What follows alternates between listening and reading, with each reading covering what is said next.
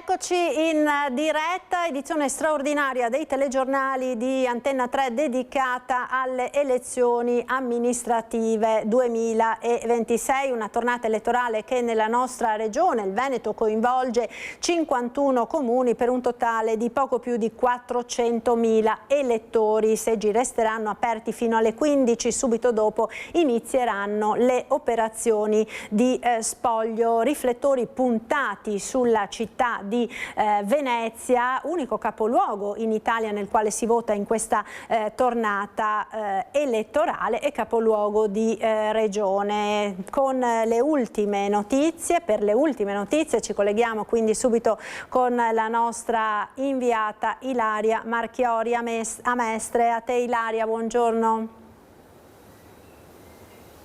Buongiorno anche a te Marta, buongiorno ai nostri telespettatori. Ci troviamo qui di fronte alla sede degli uffici elettorali in Viale Ancona a Mestre. Come anticipavi, urne aperte fino alle 15 per eleggere il nuovo sindaco di Venezia. Dopo 2 mandati del sindaco Luigi Brugnaro, i 36 consiglieri comunali, il presidente e i consiglieri di municipalità. E dalle 15 in poi inizierà lo spoglio. 2 gli scenari possibili di cui abbiamo parlato molto, soprattutto in queste ultime settimane: la vittoria di un candidato al primo turno oppure il testa a testa al ballottaggio con conseguenti eventuali apparentamenti e indicazioni al voto. Questo ovviamente lo sapremo solamente nelle prossime ore, è quello che succederà. Il dato sull'affluenza in provincia aggiornato alle 23 di ieri sera segna un calo del 4,3% rispetto invece alla rilevazione delle precedenti elezioni. Siamo a un 42,07% contro invece il 46,53%. A Venezia invece l'affluenza si attesta al 41,78% rispetto al 46,10% di 5 anni fa. Nel 2020 ricordo anche che il lunedì votò il 15% circa degli aventi diritto al voto. Vi ricordo anche che tra le 256 sezioni del Comune di Venezia, quella che ha registrato il valore più alto, stiamo parlando di quasi il 54%, è la numero 45, la scuola elementare Zambelli a Dorsoduro. Il calo del capoluogo veneto è più in linea con la media italiana dei comuni al voto. In questa tornata elettorale siamo al 46,5% rispetto al 53% delle ultime elezioni comunali. Ma vi ricordo che non si vota solo a Venezia, eleggeranno infatti il loro nuovo sindaco anche i comuni di Cavallino, Treporti e Torre di Mosto. Per quanto riguarda Cavallino Treporti, l'affluenza al 44,94% rispetto al 52,23% del 2020, mentre a Torre di Mosto 47,99% rispetto al 52,65% del 2020. Vi ricordo che l'eventuale turno di ballottaggio a Venezia, perché Cavallino e Torre di Mosto non andranno comunque al ballottaggio, nel caso in cui nessuno dei candidati raggiunga il 50% più uno delle preferenze, sarà in programma lunedì, sarà in programma il 7 e l'8 giugno. Dunque è questa una prima analisi di quello che sta succedendo. Naturalmente ricordo ancora che si potrà votare fino alle 15, dopodiché inizierà lo spoglio. Noi continueremo a muoverci e quindi ci vedremo più tardi. Se non ci sono domande, Marta, io restituisco la linea allo studio. Grazie Ilaria, buon lavoro naturalmente a te e a Simone Merlo per la parte tecnica che ti seguirà appunto in questa lunga giornata di spoglio, quando verranno riaperte le urne alle 15. Da Venezia noi andiamo subito a Castelfranco, l'unico comune della provincia di Treviso che supera i 15.000 abitanti e che quindi rischia di andare al ballottaggio tra 2 settimane se nessuno dei candidati raggiungerà il 50% più uno dei voti. Castelfranco che è andato al voto dopo le dimissioni del sindaco Stefano Marcon, eletto in consiglio regionale. Quindi con Christian Arboit andiamo subito a Castelfranco. A te Christian, buongiorno. Buongiorno Marta, a te e a tutti i telespettatori di Antenna 3, anche da parte di Nicoletta Rizzetto che sta curando la parte tecnica. Ci troviamo in piazza Giorgione, nel salotto buono della città di Castelfranco che sta appunto continuando a votare accanto ad altri 5 comuni della Marca trevigiana: Chiarano, Ponte di Piave, Silea, Spresiano e Vidor. Queste le sfide. Come dicevi tu Marta, Castelfranco è l'unico comune che potrebbe andare al ballottaggio vista la popolazione superiore ai 15.000 abitanti. In tutto sono circa 50.000 i trevigiani residenti in provincia di Treviso chiamati alle urne. Ti posso già dare un dato che è quello dell'affluenza relativo chiaramente alle 23 di ieri sera, l'ultimo dato disponibile. Il prossimo sarà alle 15. Ieri sera alle 23 nei 6 comuni della Marca aveva votato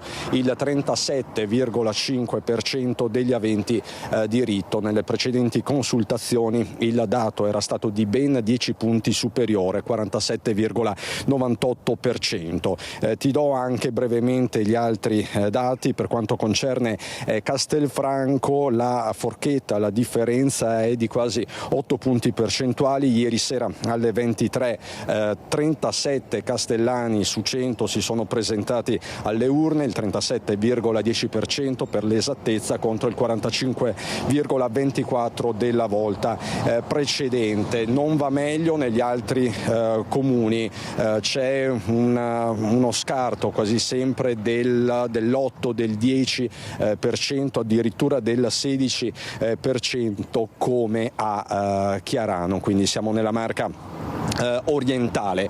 Qui con me per commentare brevemente questo primo trend c'è Mirko Casteller. Tutti voi lo conoscete, è psicoterapeuta, psicologo, ma si occupa anche di fenomeni sociali, e sicuramente il crollo dell'affluenza, la disaffezione alle urne è un fenomeno, è un trend che va registrato. Chiaramente non entriamo nelle singole dinamiche perché le urne sono ancora aperte, ma possiamo già dire qualcosa, dottor Casteller? Rimanendo sul dato dell'affluenza, penso sia una chiara testimonianza di come ci sia una defezione probabilmente non tanto al governo del territorio, ma bensì alla politica trasversale. La gente probabilmente non ha più fiducia nella rappresentanza.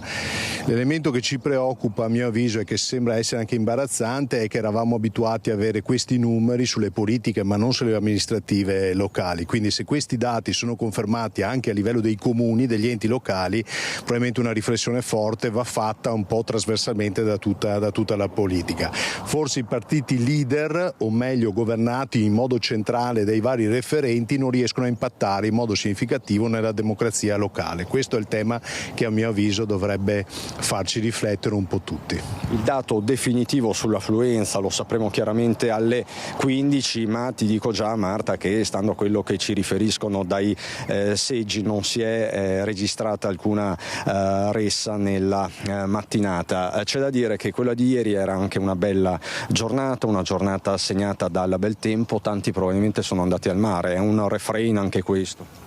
Abbiamo già visto in altre occasioni che il bel tempo e probabilmente l'attività ludica collaterale non favorisce la vicinanza al voto, però è vero anche che se si preferisce fare altro rispetto a votare significa che si dà un'importanza al voto che è marginale rispetto ai contenuti della vita. In altre parti, in altri momenti storici di questa nazione non era assolutamente così.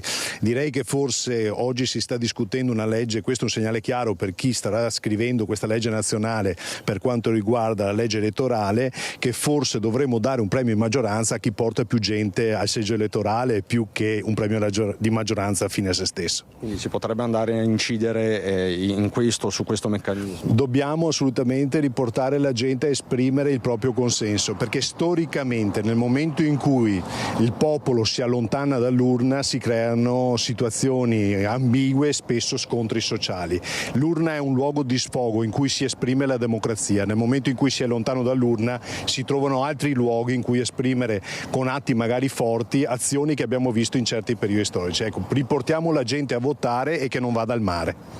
Grazie dottor Casteller, grazie per questa prima analisi. Ringraziamo quindi il dottor Mirko Casteller. Io, Marta, per il momento ti restituirei la linea. Chiaramente siamo pronti a richiedertela quando il quadro sarà chiaro, non appena saranno aperte le urne. Chiaramente il voto di Castelfranco ha un suo peso specifico. Per il momento ci siamo soffermati solo sull'affluenza. Ti ricordo che accanto a Castelfranco Veneto vanno al voto Chiarano, Ponte di Piave, Silea, Spresiano e Vidor. A Castelfranco, Ponte di Piave e Silea si trattava di eleggere il nuovo sindaco subentrante ai precedenti che sono andati in consiglio regionale. Quindi Marta, con Nicoletta Rizzetto da Piazza Giorgione, ti restituisco la linea. Cristian Arboit, appunto si diceva provincia di Treviso, altro comune al voto è Spresiano. Dovremmo avere in collegamento Lucio Zanato. Eccolo qua. Lucio, a te, buongiorno. Buongiorno Marta, buongiorno telespettatori di Antenna 3. Mi trovo all'esterno, come vedete, del seggio di Spresiano, dove ci sono sostanzialmente i primi 5 seggi di questo comune. Gli altri 4 si trovano nelle 2 frazioni di Lovadina e Visnadello.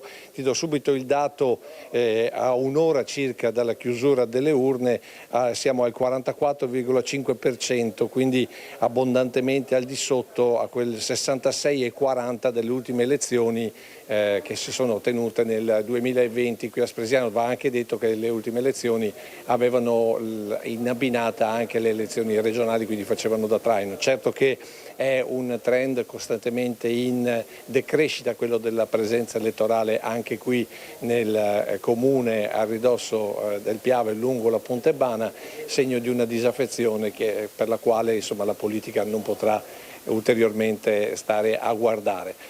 Cosa dire? Quello che noi sentiamo, diciamo così, di sentimento qui a Spresiano è che come sempre sono i temi che fanno la differenza nelle varie visioni elettorali. C'è chi guarda più all'ambiente, c'è chi guarda di più al sociale, c'è chi guarda di più alle opere pubbliche.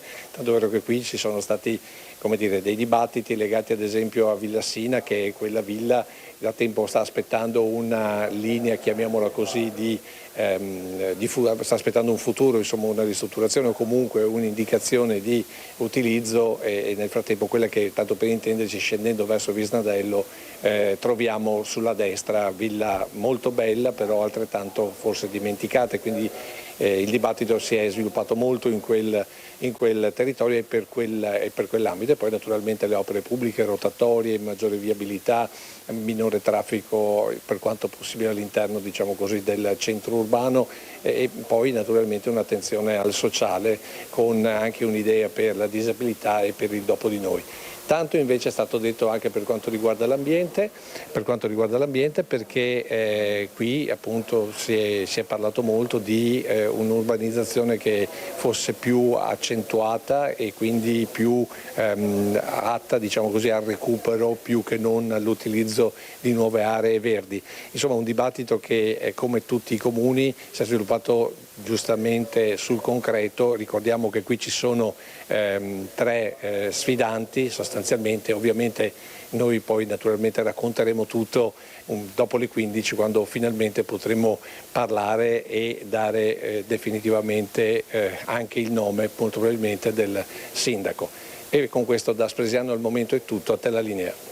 Grazie a Lucio Zanato. Torniamo dunque in studio con 2 ospiti che sono qui con me per parlare appunto di quanto sta accadendo. Grazie per essere qui con noi ad Alessandro Minello, docente di economia e politica industriale all'Università Ca' Foscari di Venezia, economista. Buongiorno professore. Buongiorno e grazie per l'invito. E buongiorno e benvenuto a Carlo Rappicavoli, direttore di di ANCI Veneto. Buongiorno direttore, grazie per essere con noi. Allora, tra i comuni che stanno andando al voto e che sono quindi interessati da questa tornata elettorale ci sono ovviamente Venezia, su cui sono puntati i riflettori, anche Cavallino Treporti, un altro importante comune sul fronte turistico della nostra regione. Il professor Minello sta portando avanti un progetto molto interessante proprio per quanto riguarda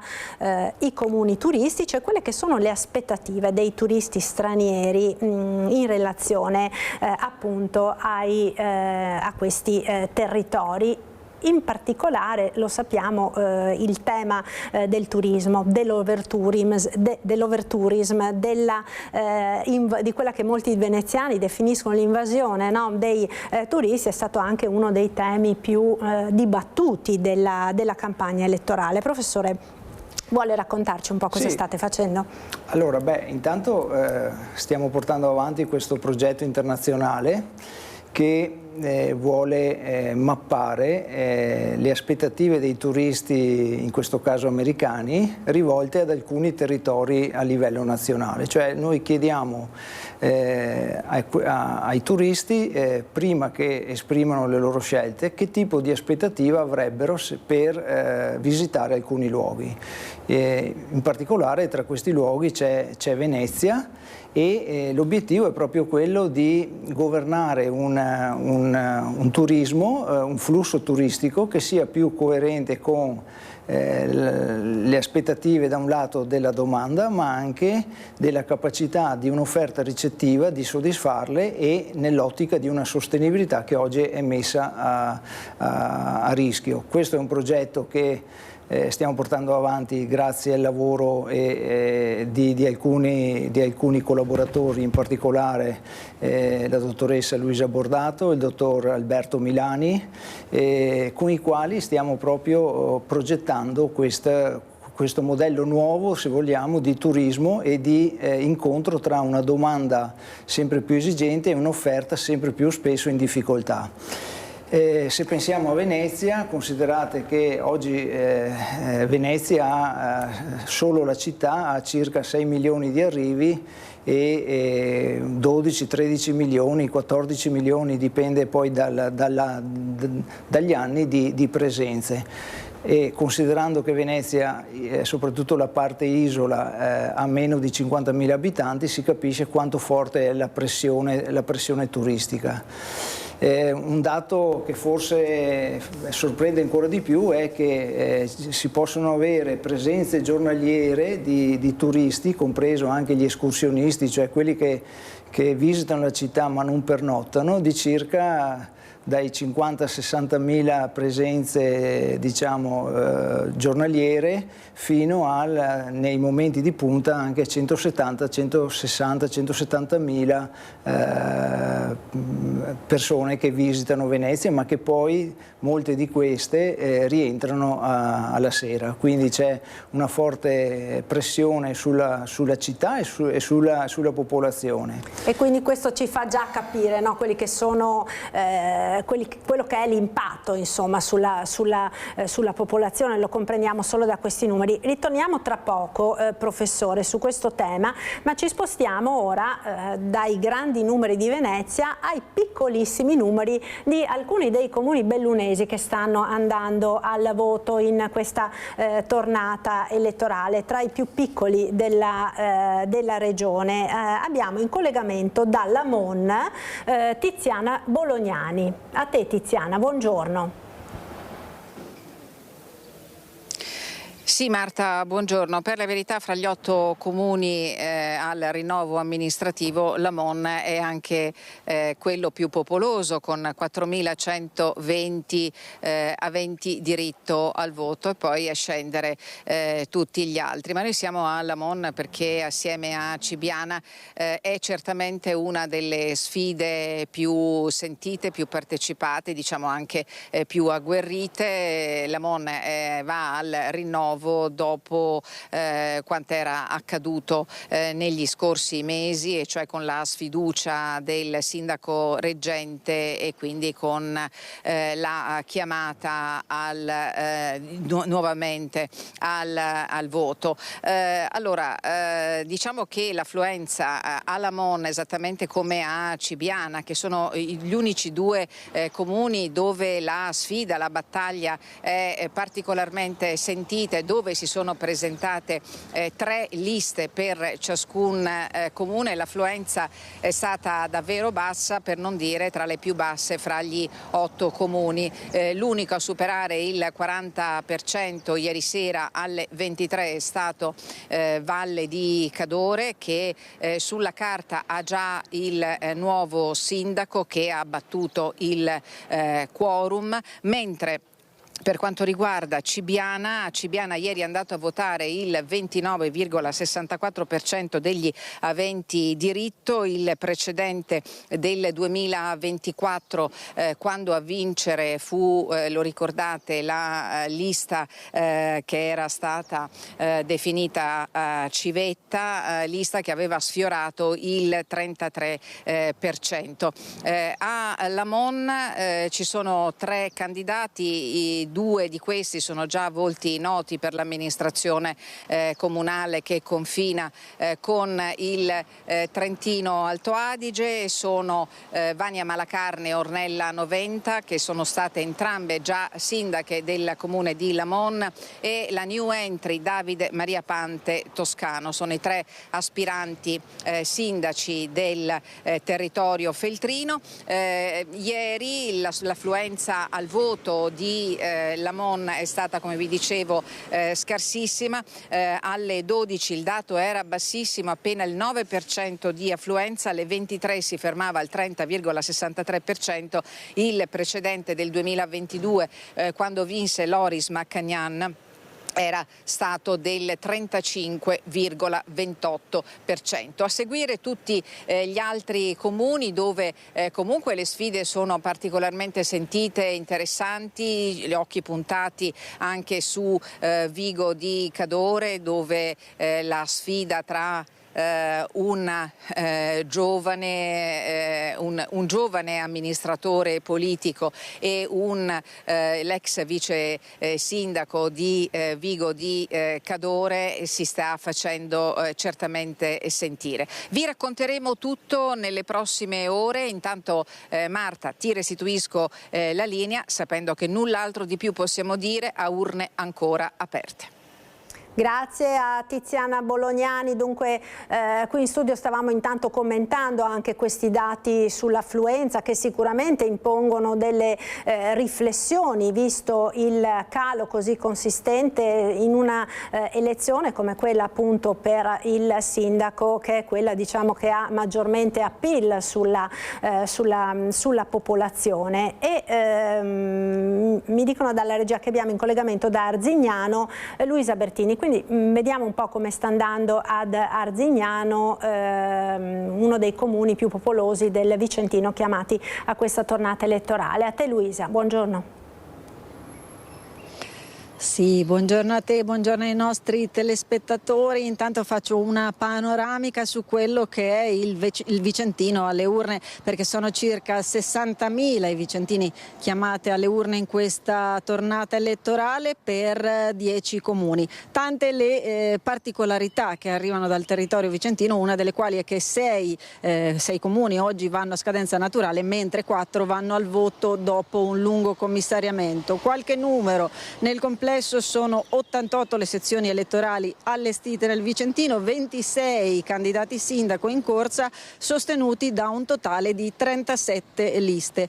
Passando all'affluenza, che anche qua diciamo che è in calo, alle 23 di ieri aveva votato il 42% dei vicentini chiamati alle urne, mentre nella tornata precedente era stato il 50,66%. Calo evidente che si è registrato tanto ieri alle ore 12 quanto ieri alle ore 19, registrando il 31,81 contro il 35,85. Altra particolarità, il comune di Recoaro, dove c'era un solo candidato e ovviamente l'avversario da battere era l'astensionismo. Ieri ha raggiunto il 45,40%, quindi quorum raggiunto ieri alle 23. Ovviamente adesso per l'ufficializzazione i dati dopo lo spoglio.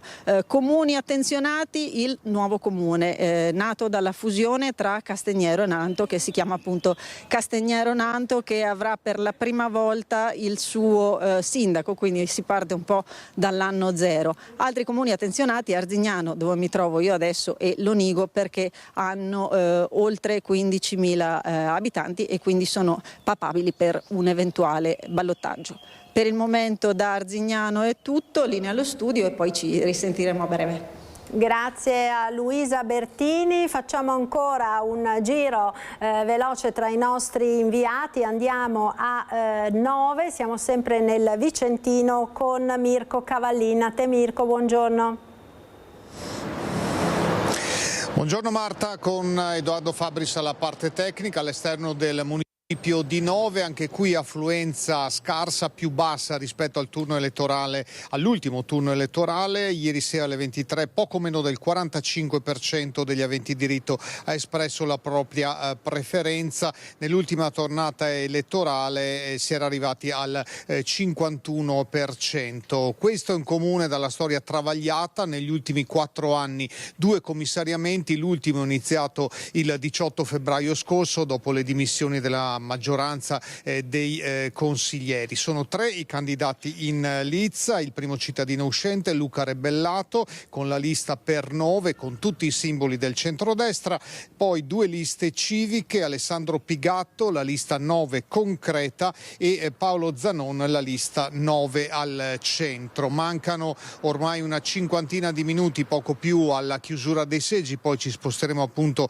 nel seggio principale, quello della scuola primaria, a poche centinaia di metri dal municipio. Questo di Nove è un test interessante appunto proprio per quanto riguarda le spaccature, le divisioni che c'erano state nel commissariamento precedente, quindi nel 2022 all'interno del centrosinistra e poi quest'anno all'interno del centrodestra. Un test di cui vedremo l'esito. Meno votanti, poco più di 2.000 le persone che hanno espresso il voto, quindi è verosimile pensare che fra i 3 candidati, o almeno tra il vincitore e il secondo, lo scarto sarà davvero di poche unità. Lo scopriremo credo non molto dopo le ore 15, comunque nel corso del pomeriggio. Intanto con Edoardo Paris ci spostiamo appunto in una delle sezioni elettorali e da lì poi ti richiederemo la linea. A te. Grazie Mirko Cavallin. Dal Vicentino al Padovano, dal Bignasego con Chiara Gaiani. A te Chiara, buongiorno. Marta, buongiorno, buongiorno a te e ai telespettatori. Sono 12 i comuni al voto in provincia di Padova in questo momento. Con il collega Cristiano Caiende ci troviamo ad Albignasego, che è il comune più popoloso perché supera i 27.000 abitanti, comune dell'Interland di Padova. Dopo Albignasego, Monselice, supera i 15.000 abitanti anche il comune di Campodarsego, che a differenza dei 2 precedenti andrà invece turno unico perché le liste elettorali vengono composte sulla base dei dati Istat rilevati nel 2021, quando il comune era ancora sotto i 15.000 abitanti. Dicevamo 12 comuni al voto, 29 i candidati sindaci, sono 2 gli sfidanti ad Albignasego, dove si andrà ad un eventuale ballottaggio solo in caso di pareggio perfetto. I candidati si sfidano qui centrodestra e centrosinistra. A Monselice invece i candidati sindaco al voto sono 3, con una possibilità quindi di ballottaggio. Il centrodestra si presenta spaccato all'appuntamento elettorale. A Monselice, ad Albignasego e anche nel comune di Carmignano di Benta si torna alle urne perché i sindaci sono stati eletti in consiglio regionale, quindi in questo momento i comuni sono retti da un vice sindaco reggente. Ci sono 2 tra i 12 comuni che sono commissariati, uno è Anguillara Veneta dove sono 4 candidati, l'altro il comune di Masi dove l'unica sfida era quella con la quorum perché si è presentata un'unica lista, sfida diciamo vinta perché già nella serata di ieri sera il quorum aveva superato il 40%. Arriviamo al tasto dolente che vi stiamo raccontando un po' da tutte le province collegate, ovvero quello dell'affluenza. Anche in provincia di Padova si registra un dato piuttosto basso proprio per essere una consultazione di tipo amministrativo. Alle 23 di ieri sera l'affluenza si fermava al 42,86%, il comune dove si è votato di più, Masi, che sfiora il 50%, mentre quello dove si è votato di meno è Albignasego, dove rispetto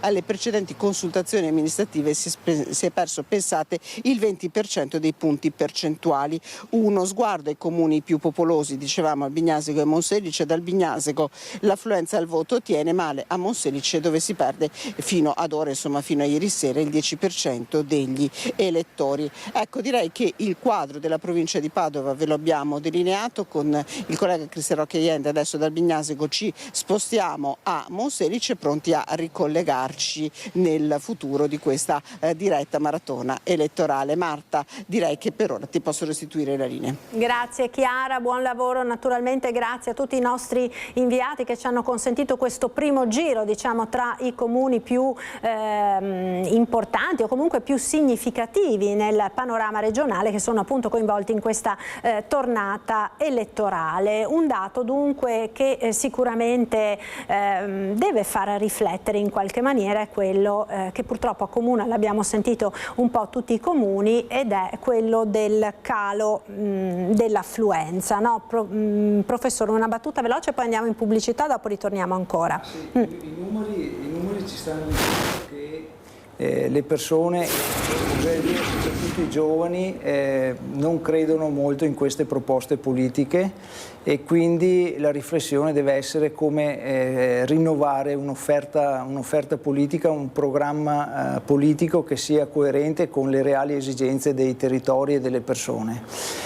Mi viene in mente un famoso studio di Roderick, il quale diceva che se tu vuoi raggiungere un obiettivo comune tra globalizzazione, statalismo e democrazia, 2 li puoi raggiungere, il terzo no. Evidentemente la scelta è stata fatta oggi nel contrasto tra statalismo e globalizzazione, ma a soffrire la democrazia. E infatti l'astensionismo è un elemento che rende, come dire, mutilante poi anche le vittorie, perché se si vince con il 50% del 10% di chi vota, siamo veramente a livelli minimi in sostanza.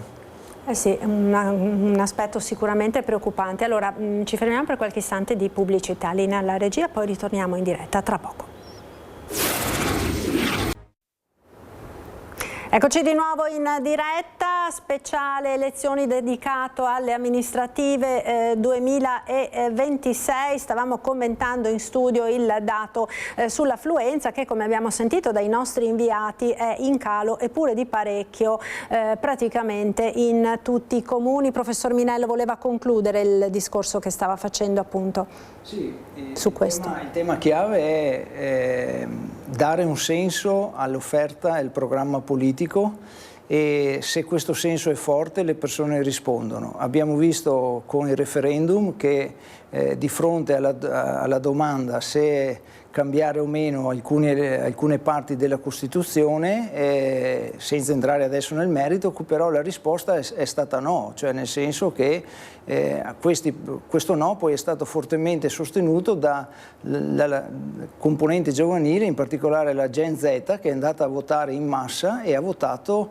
per non modificare le regole. Quindi quando c'è in palio una ragione importante, le persone si mobilitano. Probabilmente i programmi e le proposte politiche che ci vengono offerte oggi non hanno questa attrattività, non hanno questo senso forte da mobilitare le persone.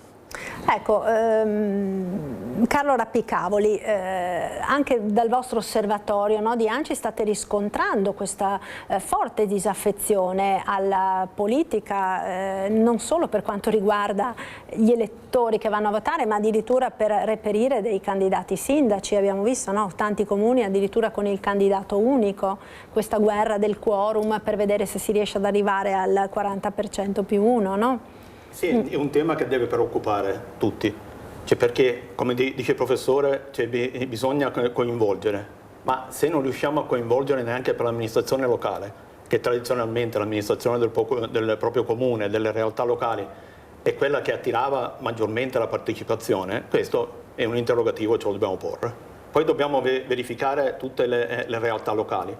Si faceva riferimento a vari comuni del Bellunese dove abbiamo un unico candidato. Lì c'è il grosso tema dei residenti all'estero e anche della normativa sull'elettorato, che ha portato a delle norme di deroga, per esempio non più il raggiungimento del 50% del quorum, ma il 40% per la validità delle elezioni, senza computare gli iscritti all'AIRE, all'anagrafe dei residenti all'estero. Ma sono degli artifici di tipo normativo, ma per giustificare e scongiurare una crisi che altrimenti vedrebbe molti comuni commissariati. Si fa molta fatica anche a trovare i candidati, appunto abbiamo dei comuni con un unico candidato sindaco e con la difficoltà a compilare le liste dei candidati in consiglio comunale.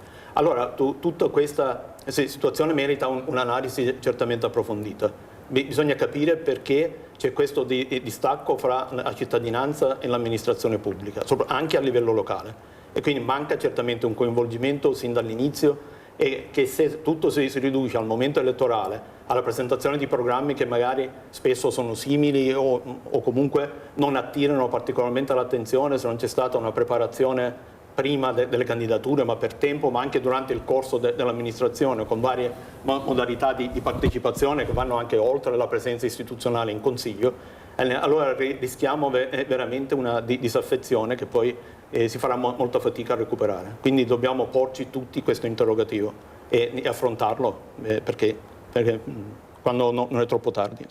Certo, anche con una certa urgenza, direi, vista la progressione che man mano a ogni tornata elettorale si sta manifestando proprio in maniera così evidente. La regia mi faceva vedere nel preview poco fa il collega Filippo Fois che si trova a Mestre. Fatemi sapere se abbiamo Fois in collegamento. Sì, lo vedo. Filippo, mi senti? Ti sento forte e chiaro, buongiorno Marta, buongiorno ai nostri telespettatori. Siamo di fronte all'Istituto Pacinotti, siamo a Mestre, stiamo facendo un giro per varie sezioni del Comune di Venezia per cercare di capire come si sta evolvendo la situazione dell'affluenza. Come saprete siamo fermi come dato ufficiale al 41,7% delle ore 23. Ebbene, posso darvi alcuni dati che abbiamo raccolto proprio in questi minuti, a partire da 4 sezioni della Grimani di Marghera, che è un seggio elettorale che si trova a 2 passi dal municipio di Marghera, in cui all'incirca oramai 20 minuti fa i votanti erano stati il 48%, il 52%, il 53% e il 48%, per cui sommandoli a Marghera si è superato il 50% per quello che riguarda quel seggio elettorale, con un bel balzo. Per esempio una sezione che aveva il 48,7% era ferma al 35% alle 23, per cui, come forse era anche abbastanza prevedibile, c'è stato un consistente aumento, un aumento che diventa ancora più consistente se ci spostiamo qui a Mestre. Noi poco fa eravamo in Viale San Marco, ci sono 6 di 6 sezioni che sono anche belle robuste, perché ce ne sono alcune che hanno 920 diritto. Bene. E abbiamo chiesto in 3 sezioni a che punto erano. In una eravamo al 59,7%, in un'altra al 58,1%, in un'altra al 55,8%. Quest'ultimo dato si spiega, ci hanno detto, perché è un seggio in cui ci sono molte persone anziane. Adesso abbiamo appena fatto un salto al Pacinotti qui alle mie spalle. Nella prima sezione, in cui abbiamo avuto modo di parlare con gli scrutatori, si è superato il 60%. Per cui diciamo che quel dato sull'affluenza va rivisto molto al rialzo, anche se quello che ci dicono questi primi pochi dati è che c'è una geografia del voto che è un po' diversa. A Marghera la partecipazione è stata inferiore, anche quasi in alcuni seggi del 10%, rispetto a quella che si sta registrando qui a Mestre Centro. Marta. Una domanda ti volevo fare sul centro storico, su Venezia centro storico, avete qualche dato? Venezia centro storico siamo su una cifra che sta superando in diverse sezioni, ha superato il 50%. D'altro canto a Venezia centro storico c'è una tendenza, una tradizione alla partecipazione che è abbastanza alta, però devo dire raramente ci sono o si incontrano delle sezioni con tanti aventi diritto come quelle che ti ho appena detto, cioè quella del Pacinotti e quella di Viale San Marco, in cui addirittura erano 900, per dire. Le sezioni di Marghera che avevamo, che ti ho citato prima, erano sui 600. Diciamo che la parte del Leone qui che le fanno le sezioni di Mestre, e si viaggia oramai verso il 60% di partecipazione. Non sappiamo, devo dire al momento, come stia andando in altre municipalità del comune come Chirignago, Zelarino o Favaro, che comunque contano, sommandole tutte assieme, per esempio queste 3 località contano 70.000 residenti. Però da Mestre, ecco, quello che possiamo dire è che da Mestre arriva una percentuale molto alta, una percentuale che sta arrivando al 60%. Cosa poi voglio dire? Lo scopriremo quando si chiuderanno le urne. Grazie a Filippo Fois. Allora ci rincuoriamo un attimo con questi dati, forse anche il tempo, diciamo la bella giornata di ieri magari avrà spinto a gite fuori porta, rinviando a oggi il voto. Professore, voleva aggiungere qualcosa su Venezia, diceva? Sì, secondo me l'affluenza è legata anche un po' alla percezione dei grossi problemi che ha la città in questo momento. Chiunque sarà il sindaco, il problema del turismo, di come cambiare un sistema che oggi sta soffocando la città, è una priorità per l'agenda sicura, anche perché poi è un turismo che viene da lontano, perché l'85% dei turisti sono stranieri, cioè gli italiani sono solo un 15% e per lo più concentrati su grandi eventi. Mentre i turisti stranieri, soprattutto americani, poi francesi, tedeschi e inglesi, sono quelli che poi sono presenti diciamo tutto l'anno. Però c'è un effetto sulla pressione proprio urbana che chi vive a Venezia lo soffre in prima persona, nella mobilità, nell'accesso ai servizi normali, e teniamo conto che oggi, ripeto, siamo in una situazione in cui le camere turistiche superano le camere dei residenti, cioè una città che si sta spegnendo dal lato dei residenti, soprattutto nel centro storico. Eppure Venezia avrebbe tante energie, avrebbe tante potenzialità, è una città unica al mondo che tutti ci invidiano, e io credo che bisogna assolutamente riprendere in mano questo sistema, e in particolare il rapporto tra una domanda, diciamo, di residenza stabile e una domanda di flusso turistico, cioè chi vive la città e chi usa la città, bisogna trovare un equilibrio, perché oggi la bilancia pende nettamente dalla parte di chi usa la città, e questo lo vediamo anche in tanti altri luoghi, non c'è solo Venezia. Venezia però è l'apice. Il problema è che altri luoghi hanno hanno introdotto altre misure, non solo il ticket. Per esempio Barcellona ha revocato 10.000 licenze per affitti brevi, e poi New York e Parigi hanno limitato i periodi in cui si possono affittare per esempio le camere private.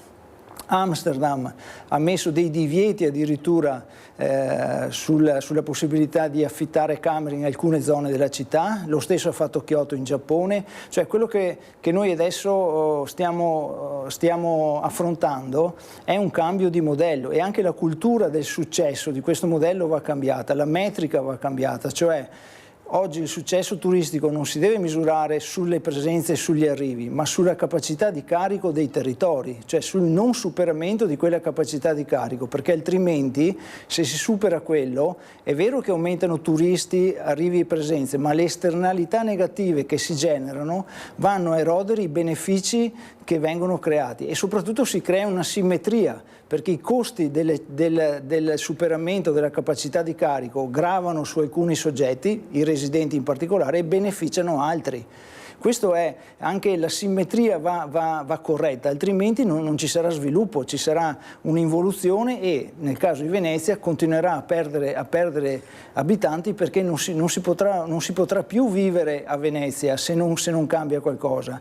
Un professore del Sud America, mio amico, che è venuto a vedere Venezia per un seminario a Venezia, mi chiede: ma guardando un po' in giro, a parte le bellezze architettoniche, storiche, artistiche, eccetera, mi dai un motivo per tornare a Venezia? Perché quello che vedo a Venezia, anche in termini di offerta commerciale, negozi, eccetera, sono le stesse cose che si vedono in tutte le città del mondo. Allora qui dobbiamo porci la domanda: come possiamo essere distintivi rispetto ad altre realtà? Cioè dare un motivo per tornare a Venezia, che non sia un motivo obbligato perché magari uno ha qualche appuntamento di lavoro o d'altro. E questo purtroppo è uno dei problemi che a Venezia ovviamente è amplificato al massimo, ma che stanno vivendo tantissime altre città, non solo sul fronte turistico, anche appunto si diceva sul fronte del commercio, con tutti i problemi, no, che si verificano, con la chiusura dei negozi, l'omologazione. Gli unici che sopravvivono sono magari le grandi catene che si trovano ovunque, quindi anche questo è un problema al quale... Il tema del controllo dei flussi turistici lo viviamo, a parte la specificità di Venezia che abbiamo già trattato, anche su tutti i comuni rivieraschi, o pensiamo ai comuni del Lago di Garda, del Veronese. ANCI proprio li riunirà a Jesolo il 17 proprio per affrontare questo tema, perché l'impatto, che oltre al beneficio economico indubbio che arriva, ma c'è un impatto sull'organizzazione dei servizi, sulla sicurezza, la sicurezza urbana, i vigili, il personale tecnico, la raccolta dei rifiuti, tutta una serie di questioni che improvvisamente per pochi mesi all'anno mettono in crisi, perché dobbiamo considerare che l'assetto dei comuni anche a livello nazionale viene considerato sulla base della popolazione residente, non sulla base della popolazione stagionale, e questo pone tutta una serie di problemi che i sindaci ogni anno si trovano a dover affrontare. È un tema, sicuramente se ne discute da tanto tempo, ma che va regolamentato anche con soluzioni innovative, vedendo quali soluzioni magari in altre parti del mondo hanno già adottato per facilitare delle scelte, perché anche in questo caso, come in molti altri, i sindaci spesso sono lasciati da soli a dover affrontare quelle che diventano le vere emergenze. La richiesta dello status di città balneare, no? È da tempo che si sta per esempio discutendo di questo per quanto riguarda tutti i comuni della costa, no? Insomma, oppure tutti quelli del Lago di Garda, che hanno un impatto molto forte e che si trovano in difficoltà a gestire i servizi. Certo che d'inverno sono dei piccoli paesi, d'estate sono delle grandi città di fatto, con tutti gli annessi e connessi sotto tutti i fronti. C'è anche tra gli effetti, diciamo, negativi di un eccesso di presenza turistica, c'è anche tutto quello legato alla crescita dei valori immobiliari, per cui la forte domanda di alloggi fa sì che da un lato anche positivamente vi siano delle ristrutturazioni e riqualificazioni di edifici e di aree, ma dall'altro queste portano con sé una crescita di valori immobiliari che alla fine producono una gentrificazione, cioè una espulsione dai centri storici, spesso le parti più belle della città, di chi abitava quella città, soprattutto anche dei giovani. Quindi è qui che non si possono permettere queste case, esatto, ovviamente. Certo. È qui che va riequilibrato il sistema. Non siamo contro il turismo, siamo contro gli effetti degenerativi che un eccesso di turismo questo genera. L'overtourism non dovrebbe esserci, questo poi alla fine il concetto. E laddove i luoghi hanno cambiato alcune politiche e hanno cercato di recuperare l'identità dei luoghi che rende il luogo distinto da un altro luogo. Questo recupero identitario è fondamentale per una nuova traiettoria di crescita turistica, perché oggi le nostre città stanno diventando quelle che Auger chiamava i non luoghi, e i non luoghi erano un tempo le stazioni, gli aeroporti, cioè i luoghi di passaggio. Alla fine, considerando che Venezia ha qualcosa come 20 milioni di escursionisti all'anno, sta diventando quasi un non luogo, cioè un punto in cui la gente arriva e ritorna, non si ferma, non osserva, consuma, va veloce, lascia rifiuti. Crea disagi a chi deve lavorare, a chi deve studiare, a chi deve vivere la città. Non è un ambiente, come dire, che genera benessere in questo momento, è un ambiente che genera soprattutto disagi. È qui che bisogna fare, però qui bisogna fare una scelta netta, nel senso che bisogna avere il coraggio di dire che certe misure, come hanno fatto in altre città europee, anche Londra, la stessa Londra che ha messo anche lei da tempo la tassa d'ingresso alla città, la vivibilità è migliorata moltissimo, per esempio.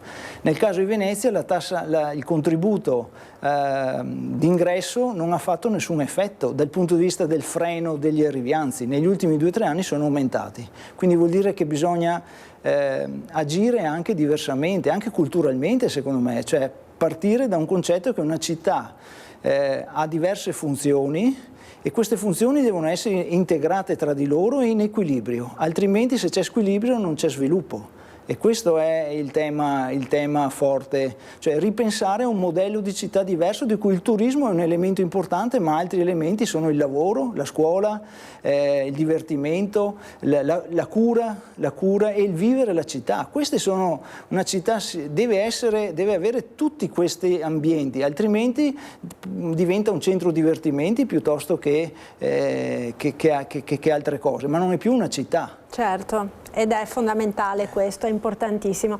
Professore, io la ringrazio per essere stato con noi, so che deve scappare adesso, che ha un impegno, grazie mille, buon lavoro a Alessandro Minello, docente di economia all'Università Ca' Foscari di Venezia. Grazie ancora. Grazie a voi. E buon lavoro. Fatemi sapere dalla regia se abbiamo Christian Arboit in collegamento, lo vedevo poco fa, sì, eccolo qui, da Castelfranco. Christian, a te, buongiorno di nuovo.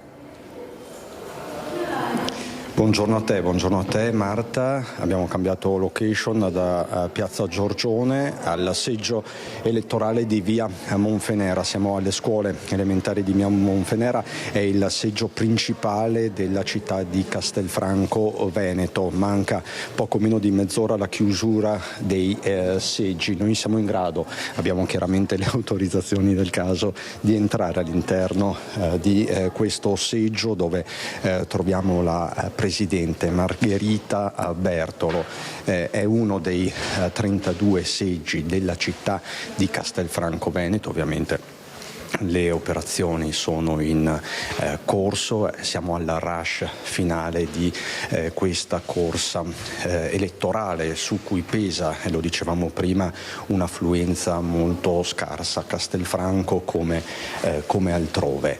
Allora, raggiungiamo la Presidente di seggio, giovanissima, anche questo è un dato comunque da sottolineare, Margherita Bertolo, buongiorno. Caterina, perdonami. Quanti anni ha? 25. 25 anni, già presidente di seggio? Sì, ho iniziato da presidente 3 anni fa. Come mai questa scelta, questa decisione? A me piace impegnarmi comunque in generale nelle cose e sentivo che ce n'era bisogno e la scelta di fare la Presidente perché comunque mi piacciono i ruoli di responsabilità. Quindi ti sei assunta la responsabilità perché è una responsabilità. Esatto, assolutamente, bisogna gestire tutto il seggio, bisogna gestire i propri colleghi e anche ovviamente se ci sono delle problematiche è il Presidente che si deve assumere le colpe. Adesso cosa stai facendo? Ecco, possiamo farlo in diretta. Sì, allora in questo momento il mio collega mi sta aiutando e ha appena dato la scheda elettorale alla elettrice e in questo momento sto mettendo il timbro della sezione con anche la data per identificare il fatto che l'elettrice ha votato e poi lo inserisco insomma nel nominativo per riconoscere qual è la cabina in cui è stata, perché ovviamente devo restituire il documento all'elettrice corretta. Tutto in maniera molto scrupolosa. Assolutamente sì, assolutamente. Devi stare attentissima al dettaglio, questo è il punto. Sì, esatto. Ci stiamo anche già preparando per lo scrutinio, ad esempio in questo caso abbiamo tantissimi omonimi, quindi abbiamo fatto tutto uno schema di colori per anche essere più attenti durante la lettura delle schede. Perché questo è uno dei temi, l'omonimia può indurre in errore. Esatto, ad esempio ci sono anche 5 candidati che hanno lo stesso cognome ma anche candidati che sono nella stessa lista che hanno lo stesso cognome, quindi dopo ci potrebbero essere problemi di assegnazione del voto, oltre che essendo sentita a livello comunale ci possono essere molti rappresentanti di lista che possono proprio controllarci nel momento, non siamo da soli nel seggio e questo è corretto perché l'assegnazione del voto dell'elettore deve essere corretta. Ecco, come sono andate queste operazioni di voto? Ci sono stati momenti di tensione, tutto filato liscio? C'è qualcuno che ha fatto delle domande particolari? Non ci sono stati particolari momenti di tensione, abbiamo sempre gestito tutto correttamente. Non abbiamo avuto problemi con elettori o altro, quindi rispetto ad altre volte insomma non abbiamo. Dal tuo osservatorio privilegiato, più giovani, più anziani, che generazioni, che fotografia puoi scattare da presidente di seggio? In realtà penso più media età, tra i 30 e i 50 anni, non molti giovani, che per me è stato inaspettato, nel senso che al referendum è stato molto più sentita questa cosa, c'erano molti più giovani. Quindi i giovani che si erano visti al referendum non si sono visti questa volta probabilmente? Purtroppo devo dire che non ero in questo seggio, ero nel seggio numero 4 sempre di questa scuola, quindi non ho le stesse elettori. Non so se magari in questo caso per casualità ci sono elettori magari più anziani, in questo caso ho riscontrato meno elettori giovani. Grazie Presidente, grazie Caterina Bertolo, Presidente del seggio numero 2 qui alle scuole di via Monfenera a Castelfranco Veneto, dove mancano 24 minuti alla chiusura delle urne. Ci sono delle persone, insomma c'è un rush finale, questo lo possiamo fotografare, questo lo possiamo evidenziare. Marta, ti restituisco la linea nuovamente con Nicoletta Rizzetto. Grazie Cristian, ci rivediamo dopo. Allora, Carlo Replicavoli, direttore di ANCI Veneto, la Presidente di seggio ha fatto un po' un focus, no? Abbastanza illuminante sulla affluenza. I giovani al referendum c'era una forte affluenza, in questo caso nonostante ci sia un po' di ripresa nella giornata di oggi rispetto ai dati davvero scarsi che abbiamo visto un po' in tutta la regione della domenica di voto, sicuramente impone qualche riflessione anche.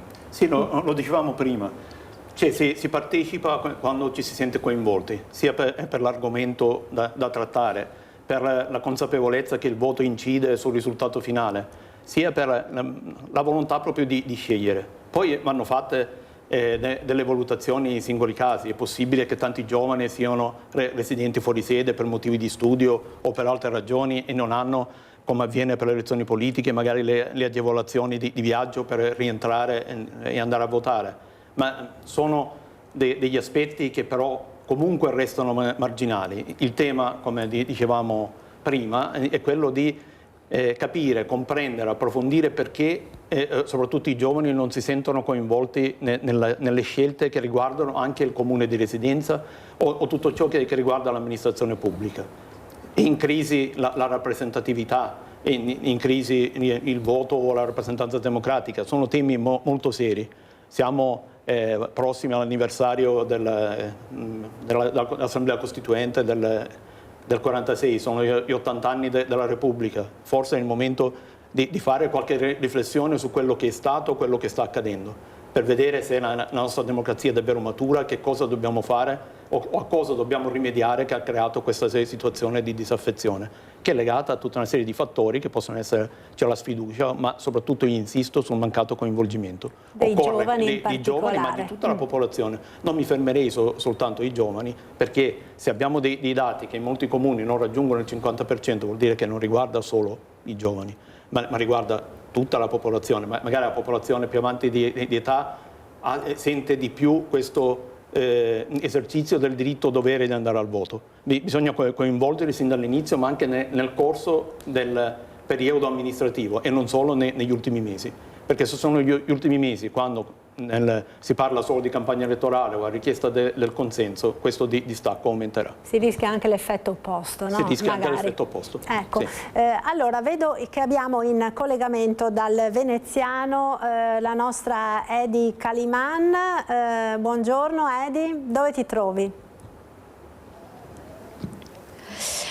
Ciao Marta, buongiorno a te e ai telespettatori. Siamo in Corso del Popolo a Mestre, una delle vie principali proprio di Mestre, al liceo Franchetti, dove ci sono tantissimi seggi qui aperti, diverse sezioni, con il presidente di seggio Fabio Valerio, che un po' ci fa il bilancio di quello che è stata l'affluenza proprio qui nel centro di Mestre. Nonostante le aspettative, tra il caldo, tra un po' la paura della bassa affluenza, in realtà Mestre Centro è andata piuttosto bene. Sì, c'è stato un continuo di affluenza, siamo al 52%, in linea anche un po' superiore rispetto alle altre amministrative, un po' meno rispetto al referendum, ma era una cosa diversa, insomma. Ha trovato dei cittadini consapevoli nonostante le diverse indicazioni e le possibilità diverse di voto, dal voto disgiunto alle preferenze che si potevano esprimere? No, devo dire che i cittadini erano interessati e coinvolti, e alcuni addirittura chiedevano se si potevano inserire preferenze per candidati di schieramenti diversi, cosa che non si può fare,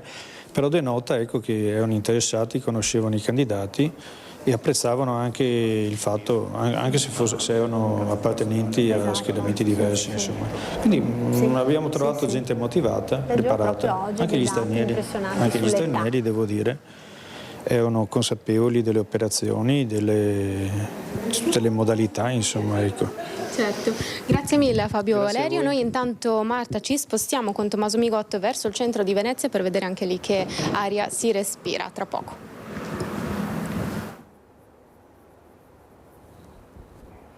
Sì, eccomi, scusa Edi, io ti ringrazio allora intanto per questo collegamento, torneremo a sentirci più avanti nel corso della diretta.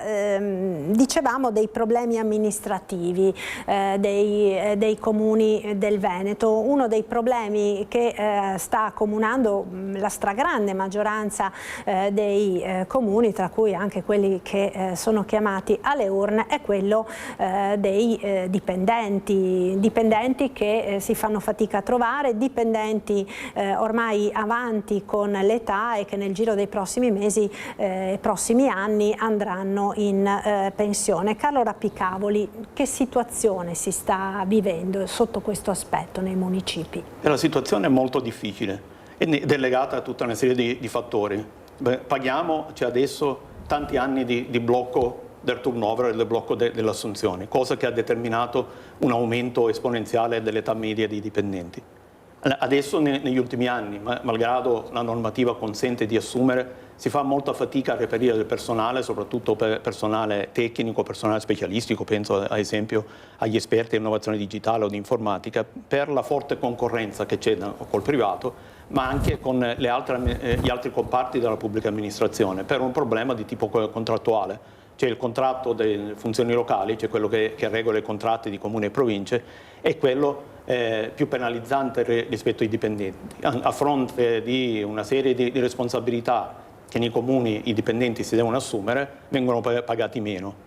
E c'è un altro tema rispetto agli incrementi contrattuali. Nell'ultimo periodo ci sono stati rinnovi, seppur in ritardo, 2 mesi fa è stato rinnovato il contratto per il triennio 22-24, però tutti gli oneri degli incrementi contrattuali sono a carico dei bilanci dei comuni, che sono già in sofferenza nella gestione delle risorse correnti dovute ad esempio ultimamente all'incremento dei costi dell'energia, dei carburanti, che hanno fatto crescere in modo rilevante per esempio i costi di tutti i materiali che hanno derivazione dai prodotti petroliferi, penso semplicemente per esempio al bitume o alle asfaltature, e i comuni o le province che hanno affidato i lavori di asfaltatura si sono trovate con delle richieste di revisione prezzi molto importanti. E dobbiamo poi fotografare una realtà in Veneto che è fatta di molti piccoli comuni. Abbiamo 559 comuni in Veneto, di cui 291 hanno una popolazione inferiore ai 5.000 abitanti. In queste realtà la situazione diventa ancora più difficile, perché si fa molta fatica a trovare i dipendenti, partecipano poco ai concorsi e se magari vengono assunti considerano l'assunzione in comune come una sorta di prima assunzione di passaggio verso poi procedure di mobilità verso enti più grandi dove c'è qualche prospettiva di carriera in più, o verso amministrazioni statali o verso la regione dove hanno maggiori prospettive. In questa situazione di carenza di risorse, di carenza di personale, la conseguenza è quella delle difficoltà ad erogare i servizi. Un altro tema che i sindaci si troveranno ad affrontare i neoeletti è uno dei primi adempimenti che hanno da gestire, per esempio quello della nomina del segretario comunale, e la carenza di segretari rispetto al numero dei comuni è un altro tema importante. Il segretario nei comuni rappresenta un ruolo centrale perché è la figura più esperta che guida gli altri uffici. E quando abbiamo dei casi in cui un segretario a scavalco regge 5, 6, 7 comuni in contemporanea, si può facilmente immaginare quanto difficile sia organizzare i servizi in questo modo. Certo, come se ne esce da questa situazione? Si è molto parlato di accorpamenti, di fusione tra comuni per cercare di riuscire a garantire maggiori servizi, forse anche quello del personale è un problema che in questo modo si potrebbe in qualche maniera, non dico risolvere, ma comunque in qualche modo cercare di affrontare con maggiori risorse. Penso anche per esempio ai servizi di polizia locale, molti comuni li hanno condivisi proprio per cercare di dare una risposta a un'esigenza di sicurezza dei cittadini. Sul tema strettamente contrattuale occorre un intervento normativo da parte dello Stato che sostenga i bilanci comunali. Hanno previsto la legge di bilancio del 2026 50 milioni nel 2027 e 100 milioni dal 2028 a fronte di incrementi contrattuali che per tutti i comuni d'Italia superano il 1,5 miliardi, quindi è una cifra del tutto irrisoria. Ma al di là della questione contrattuale, i piccoli comuni e piccole realtà da sole ormai non ce la fanno. E allora bisogna ragionare su un percorso di aggregazione o di gestione in comune di servizi oppure delle fusioni. Le fusioni è un percorso faticoso che però va affrontato, ma va affrontato partendo dal basso, cioè con il coinvolgimento davvero di tutta la cittadinanza, perché, e questo è un bene, noi siamo legati alle tradizioni locali, siamo al campanile, alla realtà di piccoli borghi, che non va fatto passare l'idea che la fusione non cancella l'identità locale, ma si tratta di aggregare l'entità amministrativa, cioè avere un unico sindaco o un unico consiglio comunale. Però è un percorso che richiede tempo, che va visto tenendo conto dell'omogeneità territoriale, dell'omogeneità dei servizi. Siamo in un periodo di forte denatalità e fra qualche anno ci troveremo a dover chiudere magari i plessi di scuole elementari, e se nei piccoli comuni, soprattutto di montagna, chiude la scuola, il comune, il paese, il borgo è destinato a morire perché i cittadini si sposteranno da un'altra parte. Quei pochi anche che ci sono. Pochi rimasti. Oppure i servizi sanitari locali, cioè il medico di famiglia o i presidi territoriali di medicina o anche il servizio di trasporto, i servizi sociali. Ci sono tutta una serie di temi per una popolazione che ha un incremento di età significativo e quindi richiede nuovi servizi e la denatalità. Quindi inevitabilmente bisogna creare delle aggregazioni, magari più comuni vicini che hanno omogeneità. Da una parte si creerà la scuola, dall'altra la residenza per anziani e dall'altro il centro di medicina, con un sistema di trasporto integrato che favorisca la permanenza sul territorio, perché anche lo spopolamento che stiamo registrando crea anche tutta una serie di problematiche anche a breve termine riguardo alla stessa manutenzione del territorio. Tutti i fenomeni che si verificano, di smottamenti, di frane nei territori, ad esempio di montagna, sono dovuti all'assenza di manutenzione. E la presenza dei lavoratori sul posto è sempre stato da sempre anche un presidio di controllo e di manutenzione del territorio. Se intere aree vengono abbandonate, il rischio dello spopolamento, ma anche degli effetti sul dissesto saranno molto evidenti e già cominciamo a vederli. Sì, quindi è un po' un concatenarsi di cose che sono tutte legate l'una all'altra e che quindi creano appunto effetti a catena su tutto quello che è l'economia, la vivibilità, la sopravvivenza di un territorio e di un La Regione Veneto ha approvato un piano di riordino territoriale che si è posto come obiettivo quello di arrivare a 500 comuni entro il 2030. Magari un obiettivo ambizioso. 500 dai quanti dai siamo? 559. Magari è un obiettivo ambizioso, però lo studio è molto interessante perché fotografa, tenendo presente una serie di fattori, quali comuni sono a rischio, non dico di dissesto, ma di grave difficoltà ad erogare i servizi, mettendo insieme dei parametri rispetto alla crescita della popolazione, ai dati di bilancio, alle attività economiche sul territorio. Sono state fatte una sorta di graduatoria dei comuni maggiormente a rischio. Da qui questo obiettivo dei 500 comuni. Magari non sarà possibile raggiungerlo, ma partendo da quei dati una riflessione va fatta. Va fatta, senz'altro. Allora vedo che ci chiede la linea, sempre da Spresiano, il nostro Lucio Zanato. Lucio, a te. Intanto buongiorno di nuovo, qui siamo a Visnadello e volevo salutare il direttore Rapicavoli che ho sentito parlare adesso. E poi Marta sono con un omonimo di un nostro collega che adesso scrive per il Gazzettino, ovvero Alberto Beltrame. Buongiorno, presidente di Seggio, ma siamo qui per parlare con lei per quanto riguarda l'affluenza e per quanto riguarda la sua esperienza.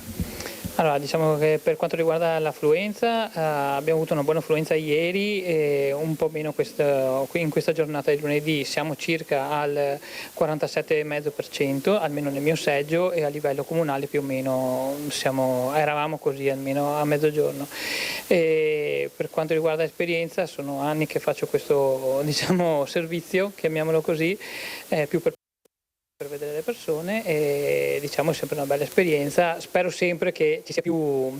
Ma lei, dalla sua esperienza, mi diceva prima, i dati sono sempre incalando, però? Allora sì, nel senso che purtroppo io lo faccio da ormai 30 anni e ho visto che dalle originali 70-75% di partecipazione ormai siamo scesi quest'anno per la prima volta sotto il 50% di una tornata elettorale comunque comunale che dovrebbe essere più sentita di quelle nazionali e quindi c'è un po' di dispiacere su questo calo consistente negli ultimi soprattutto 5-6 anni. Diciamo che lei è anche un presidente di inizio seconda repubblica, perché se sono 30 anni vuol dire che ha cominciato agli anni 90. Ho iniziato con mio padre, ho fatto la gavetta, e segretario, scrutatore, e poi sono diventato presidente ormai da più di 20 anni, non ho più contenuto. Ma secondo lei cos'è che non funziona? Ad esempio molti dicono che solo con l'election day si può tenere su un po' la presenza ai seggi, nel senso abbinando, come è successo ad esempio nel 2020, si è arrivati a 66-40%, io ho un dato del 44,5%, qui a Spresiano per intenderci 2020, però c'erano anche le elezioni regionali oltre che le comunali. Diciamo che sommare tutte le regioni incentiva di più le persone perché vengono una sola volta invece di magari 3 volte, o compresi i referendum eventualmente, e quindi si sentono magari un impegno annuale. Invece sono talmente tante le volte che vanno a votare che un po' si sono disaffezionati e quindi sì, sicuramente un giorno unico raggruppare più tornate elettorali è sicuramente vantaggioso. Che poi questo provochi un aumento di quelli che vogliono venire a votare, questo non so dirlo. Senta, lei ha anche un'idea del suo seggio, giovani e meno giovani, cioè la percentuale di giovani ce ne sono venuti a votare? Sì, giovani da appena maggiorenni, chiamiamoli così, fino a ultra settantenni, quindi io vedo più giovani o più vecchi? No, percentuali, perché a naso. non facciamo statistica sulla parte di più giovani. A naso più o meno tutti, un po' di tutti, tutte le età. Non c'è la disaffezione dei giovani alla politica? No, sicuramente no. Io ho visto tanti giovani come le altre fasce d'età, quindi secondo me non è un'affezione per i giovani, ma è un'affezione generica per tutte le età. Ma secondo lei un giorno solo andrebbe meglio? Oppure è meglio stare con 2 giorni perché così riusciamo a far arrivare tutti? No, basterebbe un giorno solo, tanto chi vuole venire a votare viene a votare. Grazie, se non hai domande a te la linea. Grazie Lucio Zanato. Allora, ancora pochissimo tempo, poi un break pubblicitario, dopo cambio di conduzione. In studio ci sarà il vice direttore Ferdinando Avarino. Per chiudere velocissimamente, direttore, per quanto riguarda i fondi del PNRR, ormai siamo addirittura d'arrivo, ce la faranno i comuni veneti? I dati dei comuni veneti sono molto positivi. Proprio 2 giorni fa la Corte dei Conti ha pubblicato l'ultimo rapporto e vede gli enti locali del Veneto i primi in Italia per percentuali di impegno di spesa e di pagamenti. Quindi nella scadenza del 30 giugno confidiamo di raggiungere un buon risultato. È stata una bella prova, malgrado le difficoltà di cui dicevamo prima, i nostri comuni ancora una volta hanno dimostrato di essere capaci di investire, di progettare e di spendere. Allora, grazie a Carlo Rapicavoli, direttore di ANCI Veneto. Noi ci fermiamo per la pubblicità, subito dopo continua la nostra lunga diretta dedicata alle elezioni amministrative con Ferdinando Avarino. Arrivederci.